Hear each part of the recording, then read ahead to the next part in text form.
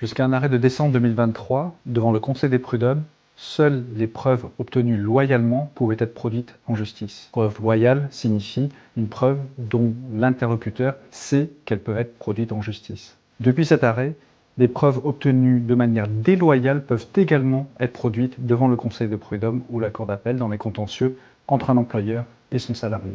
Les juges vont vérifier le principe de proportionnalité entre le fait que la preuve a été obtenue de manière déloyale et l'utilisation que l'on fait de cette preuve pour justifier le licenciement, par exemple.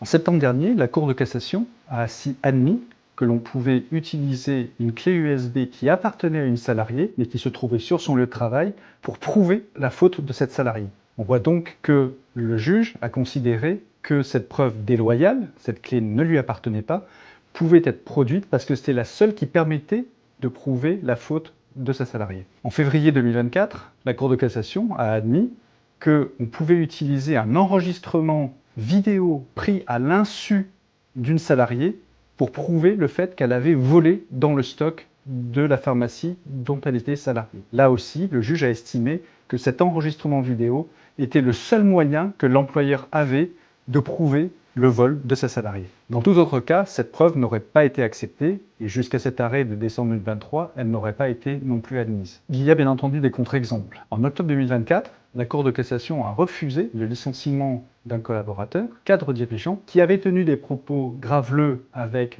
2 collaborateurs, mais en utilisant la messagerie professionnelle. La Cour de cassation a estimé qu'il s'agissait de propos tenus de manière privée, donc elle a refusé cette preuve comme source de licenciement de ce cadre dirigeant, au nom de la liberté d'expression.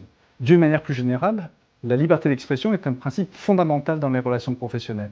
Ne pas sanctionner quelqu'un pour avoir tenu des propos sur son employeur ou sur ses collègues, sauf évidemment s'il s'agit de racisme ou de misogynie ou de harcèlement. Un animateur télé a vu son licenciement confirmé parce que les propos qu'il avait tenus étaient publics et donc porter tort à son employeur. Cet arrêt de la Cour de cassation va bouleverser les relations sociales au sein de l'entreprise. Il faut faire très attention à ce que l'on dit et ce que l'on fait sur son lieu de travail.